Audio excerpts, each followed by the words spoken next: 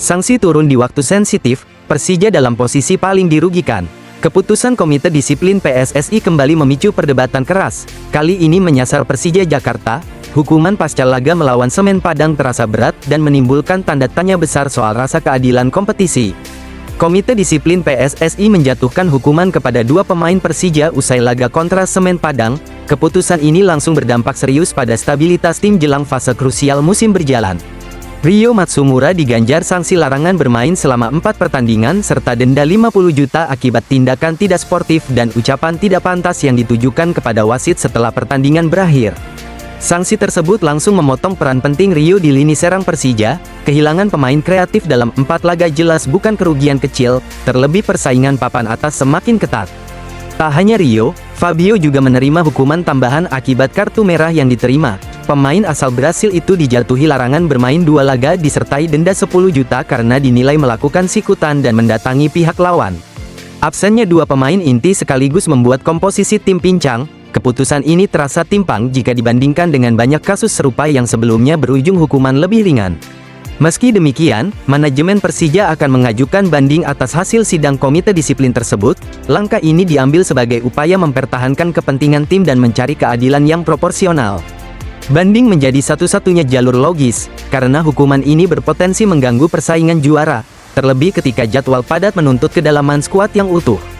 Dengan keputusan ini, baik Ryo maupun Fabio terancam absen saat Persija menghadapi Persib, laga besar yang selalu menentukan arah perebutan gelar dan momentum psikologis tim. Tanpa 2 pemain tersebut, Persija dipaksa melakukan penyesuaian besar dalam waktu singkat.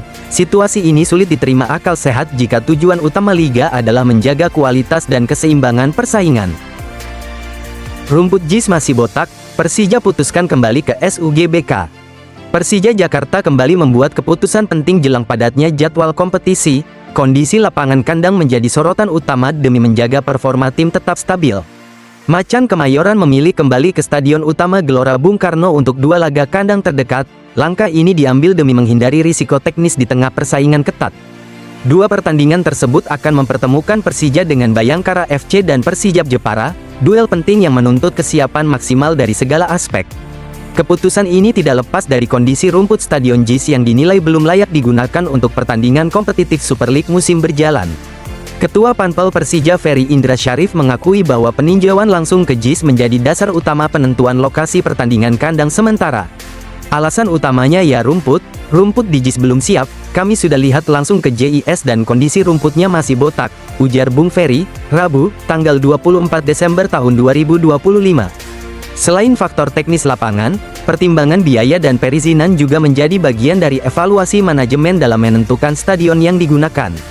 Biaya hampir sama tapi lebih mahal SUGBK ketimbang JIS, kalau biaya keamanan sama saja karena kami izinnya juga ke Polda Metro Jaya. Kalau soal sewa stadion, Persija lebih dapat keringanan di JIS ketimbang di SUGBK. Karena secara koordinasi kami lebih nyaman dengan pengelola JIS, kalau di SUGBK mungkin ada peraturan sana-sini karena memang stadion nasional, ucap Bung Ferry. Meski memilih SUGBK untuk sementara, Persija tidak menutup pintu untuk kembali ke JIS dalam waktu dekat jika perbaikan rumput berjalan sesuai rencana. Manajemen berharap pengelola JIS dapat memaksimalkan masa jeda ini untuk memastikan kualitas lapangan benar-benar siap dipakai jangka panjang. Kalau kapannya kami bermain di sana, hanya pengelola JIS yang bisa menjawab. Kami hanya berharap di putaran pertama ini, pengelola JIS bisa fokus membenahi kondisi rumput. Pak Gubernur juga sudah bilang kalau emang harus ada alat yang dibeli, ya dibeli, kalau ganti, ya diganti, tegasnya.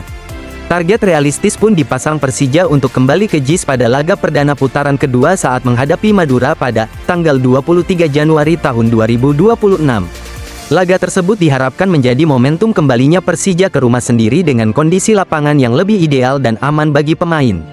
Jadi kami berharap adanya keseriusan dari pengelola JIS tentang perawatan rumput.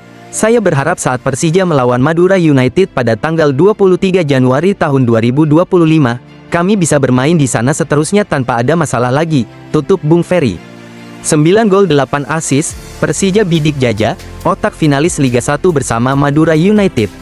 Persija Jakarta mulai memanaskan bursa transfer putaran kedua Super League 2025-2026, langkah agresif disiapkan demi menjaga asa juara tetap hidup hingga akhir musim.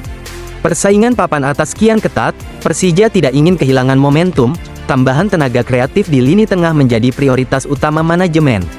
Nama Hugo Gomez alias Jaja mencuat ke permukaan, gelandang Brasil itu dinilai cocok dengan kebutuhan permainan Persija saat ini. Jaja bukan sosok asing bagi pelatih Mauricio Souza, keduanya pernah bekerja sama dan membangun kekuatan Madura United beberapa musim lalu. Bersama Mauricio Souza di Madura United musim 2023-2024, Jaja menjelma sebagai otak permainan yang sulit tergantikan di lini tengah. Kontribusinya sangat menonjol dengan torehan 9 gol dan 8 assist dari 33 pertandingan, catatan yang jarang dimiliki seorang gelandang. Performa tersebut membawa Madura United melaju hingga partai final Liga 1 2023-2024, meski akhirnya harus mengakui keunggulan Persib. Saat ini Jaja masih berstatus pemain Dewa United, memasuki musim keduanya sejak bergabung pada awal kompetisi 2024-2025. Pada musim pertamanya, Jaja tampil konsisten dalam 27 laga dan menyumbangkan 2 assist, peran distribusi bolanya tetap krusial. Memasuki musim kedua, gelandang asal Brasil itu tampil di Super League dan AFC Challenge League dengan total 15 pertandingan. Sejauh ini, Jaja telah mencatatkan 2 gol dan 1 assist, kontribusinya tetap stabil meski peran lebih banyak dimainkan sebagai pengatur tempo. Persija melihat pengalaman, visi bermain, serta kecocokan dengan gaya Mauricio Souza sebagai nilai tambah besar bagi Jaja. Di sisi lain, Macan Kemayoran juga dikabarkan tengah menyiapkan pengganti Gustavo Franca yang performanya belum sesuai ekspektasi. Gustavo Franca hanya mencatatkan 1 gol dan 1 assist sejak didatangkan, kontribusi tersebut dianggap belum cukup untuk persaingan gelar. Jika transfer ini terwujud, kehadiran Jaja diyakini mampu meningkatkan kreativitas serangan Persija dan menjaga konsistensi tim.